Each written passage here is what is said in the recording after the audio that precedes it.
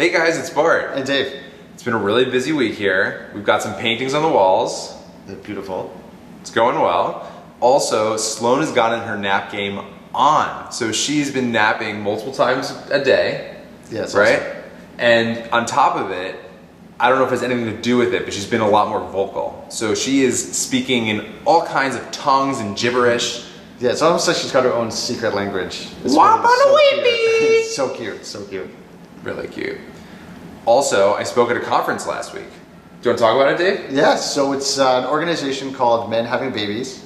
And it's actually kind of amazing what they do. They put on these conferences and invite all these vendors with different IVF, fertility agencies, and different organizations. And these organizations pay to be a part of this. And they use the proceeds from those conferences to actually help about a dozen families a year who otherwise wouldn't necessarily be able to pay the full cost of adoption or surrogacy, be able to start their families. So kind of this amazing organization. And yeah, they invited Bart to come and speak. And we thought it was going to be a really small thing, just 20 people huddled in a windowless room. But it was actually like a major event, like all these signs and so many people, like probably a couple hundred people that attended this. Just an awesome way to do a crash course in starting your family.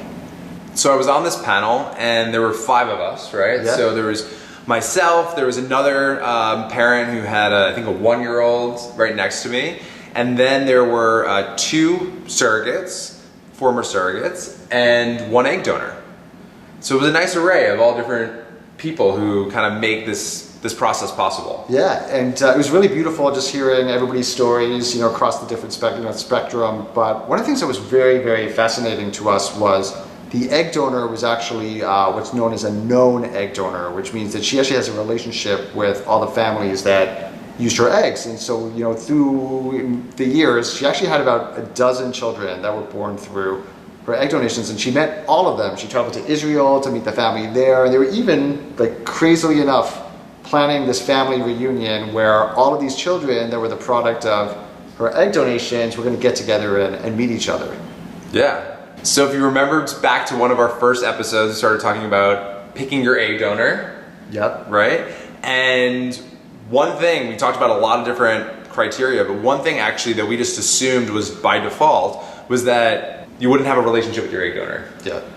But actually, that's just the majority of egg donors, and there's some egg donors who actually do want to know who that child ends up becoming. Yeah, like that woman on the panel. So it got us thinking about the pros and cons of anonymous versus known egg donors. And so when it comes to known egg donors, this is Judy. Judy. Yeah, Judge Judy.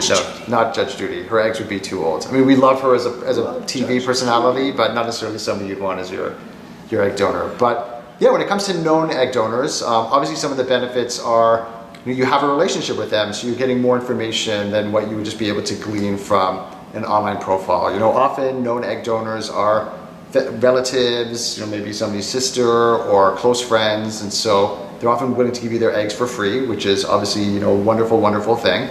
But some of the cons are they're just not. If you don't have family member or friend who's going to give you eggs, the percentage of egg donors that want to be known is relatively small, so you don't have as big of a selection. Not too many Judys out there.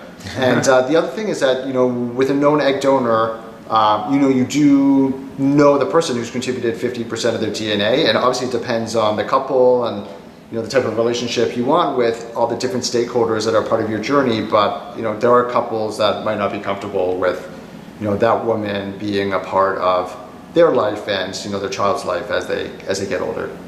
So with anonymous egg donors, just like number 4, 5, 6, 8, one of the pros is you have a wider selection of looking for maybe the qualities or aspects of an egg that you really care about. Additionally, there is that sense of distance between you and the egg donor. So let's say you don't feel completely keen on having the egg donor be a part of your life going forward in your child's life. That's something that's a benefit from that program. But, as you can imagine, it's more costly because this is not your sister or your best friend's roommate's cousin's girlfriend. So, because of that, that's another aspect. Yeah, and you just don't get as much information via an online profile, even though, the database that we used was very, very rich and had a lot of pictures, videos, medical history. It's still nonetheless a substitute for meeting somebody in the real world and really getting to know them. So no matter what you choose, whether it is a known egg donor like our friend Judy over here, or anonymous like number 4568. Don't ever forget it, Dave. You really can't go wrong. I mean, even the anonymous eggs, they're very, very heavily screened. If you're working with a reputable agency, obviously often they're going to bring the egg donor in and do psychological screenings and things like that. So with anonymous, it's not like you're just sort of take a chance on me. Yeah, it's not quite like that. But so with either case, there's obviously, like we mentioned, pros and cons. And either way, just for all the egg donors that are out there, just thank you so much for helping families like ourselves be able to sort of have the miracle of Sloan and all the other children that are born out there. You guys are really doing an amazing, wonderful thing. And we'll see you next week. Bye. Bye, guys.